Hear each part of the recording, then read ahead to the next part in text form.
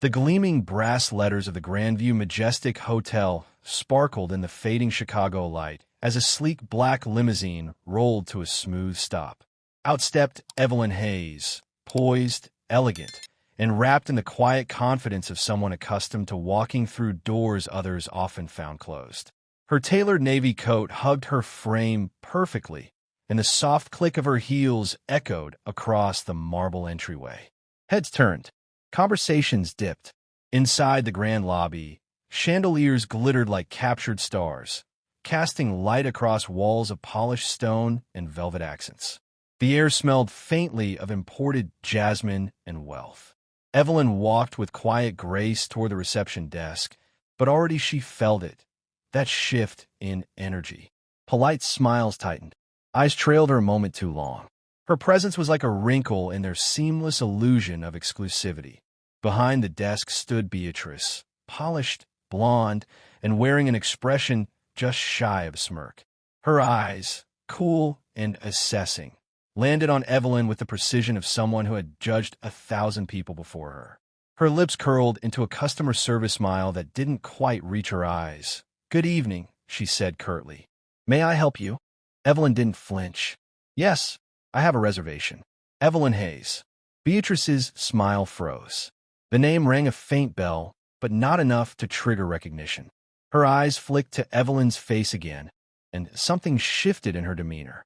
"Are you quite sure it's under that name? Perhaps you're thinking of a different hotel." Evelyn, remaining composed, reached into her purse and retrieved her ID. "It's the Grandview Majestic. I booked it personally." With a reluctant nod, Beatrice took the ID and inspected it longer than necessary. She finally turned to her computer and began tapping keys, slowly, as if she hoped something wouldn't show up. Evelyn could feel the stares now. Staff at the bell desk whispered. A couple in designer evening wear paused mid-step to observe. The lobby's energy had shifted again, curiosity tinged with assumption. "I'm sorry," Beatrice said after a beat.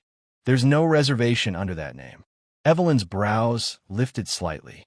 "That's not possible. Please check again." Beatrice exhaled, annoyed. "Ma'am, we are a 5-star establishment. We do have standards, and occasionally, people try to gain access through misleading claims. I can direct you to the lounge if you're interested." Evelyn stiffened. "I'd like to speak with a manager." "I'm afraid the manager is unavailable," Beatrice replied smoothly, already reaching for the phone. "Security? We have a situation at the front desk. An individual is refusing to leave." A ripple went through the lobby. Whispers turned to murmurs. Evelyn stood her ground, calm but simmering. She had seen this kind of prejudice before, the kind that disguised itself as policy or protocol. "Are you sure you wish to go this route?" Evelyn asked quietly that Beatrice's smirk returned. "Yes, I think it's best." What Beatrice didn't know was that the doorman nearby had recognized Evelyn's last name, Hayes, a name tied to real estate empires and political circles in Chicago. His hand paused mid-polish. Trouble was brewing. "You may want to double-check that reservation," he quietly advised a passing staff member. Too late. 2 uniformed security guards approached, summoned by Beatrice's call. "This woman is not listed in our system," she said with a sniff. "She's disturbing guests." One of the guards, tall and broad-shouldered, addressed Evelyn politely. "Ma'am, I'll have to ask you to leave. We don't want this to escalate." "Based on what?" Evelyn asked. "Her word? Did you check anything?" The guards hesitated. Her tone wasn't panicked. It was precise, calm, and too confident. It threw them off. Beatrice interrupted, raising her voice. "She's pretending to be someone she's not. I told you, call the police if she doesn't go." The taller guard reached for his radio. "Dispatch, we have a potential trespass. Excuse me." All heads turned. A man in a tailored suit approached briskly. "Mr. Henderson, the night manager." His face was pale. "Beatrice," he said tightly, "that will be all." "But I said that's enough.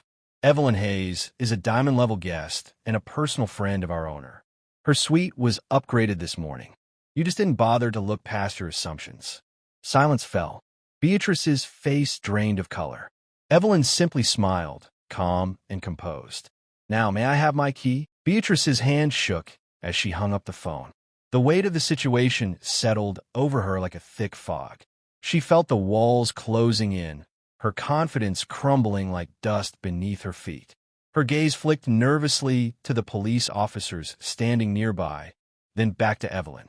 Evelyn stood with her arms crossed, unflinching, her calm demeanor only intensifying Beatrice's growing unease. There was no panic in her stance, no sign of fear, just a quiet understanding that this was far from over. "You've made quite the mess of things, haven't you?" Evelyn's voice was low but firm, like the rumbling of distant thunder. Beatrice tried to regain her composure, her mouth opening and closing in vain as if searching for the right words. But nothing came out. She glanced nervously at Mr. Henderson, the night manager, who was standing awkwardly behind a reception desk. He had known better than to get involved, but now he could only look on in silent apology. "I didn't mean," Beatrice began, but Evelyn cut her off. "No, Beatrice, you meant exactly what you did. You judged me the moment I walked through that door, and now you've made it public. Your mistake wasn't just personal, it was professional, and it's going to cost you." Beatrice winced at the words. She had always prided herself on her professionalism, her ability to control any situation. But now, she felt like a child caught in a lie, unable to escape the consequences of her actions.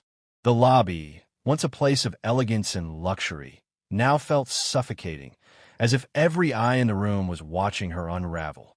I didn't know," Beatrice muttered weakly, trying to explain herself, but Evelyn wasn't interested in excuses at tea that moment. The door to the lobby opened again, and in stepped a tall, impeccably dressed man. His presence seemed to command the entire room.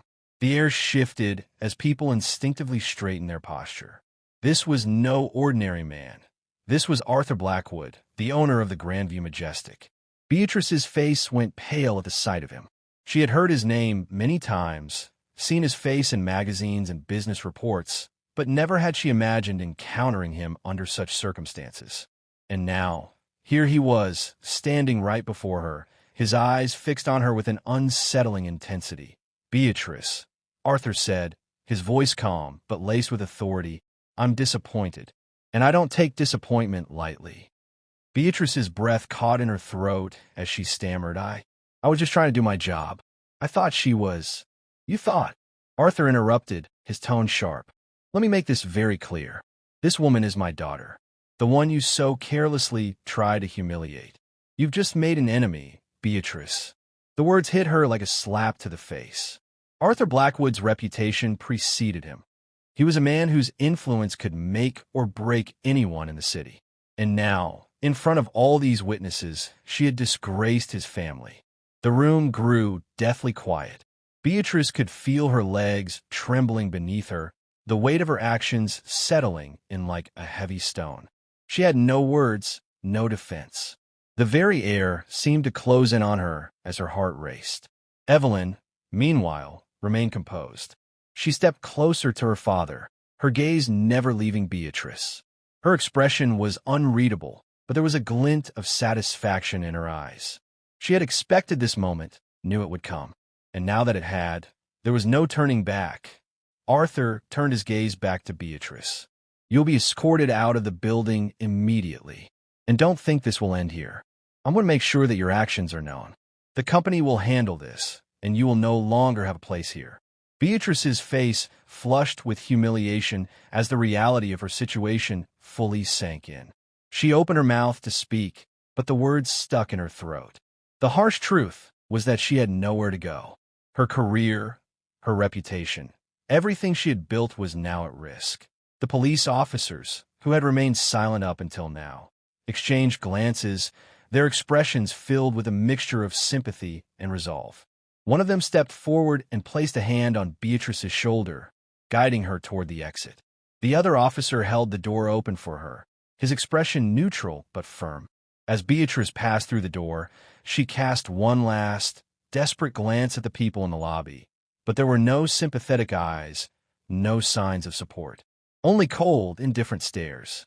Even Mr. Henderson, who had tried to help her, refused to meet her gaze.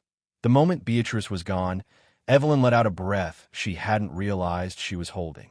Her father, still standing tall beside her, turned to her and placed a hand on her shoulder. "Are you all right?" he asked quietly, his voice softening. Evelyn nodded, though she didn't need comfort. She had been through far worse. "I'm fine," she replied, her voice steady. "I just want to make sure she understood the consequences of her actions. And I think she has." Arthur smiled faintly, pride in his eyes. "You've done well. Sometimes people need to learn the hard way." The two of them stood there for a moment, the silence settling over the lobby once more. Evelyn glanced at her father, knowing that this was just one of many battles she would fight. But for now, it was enough. Justice had been served.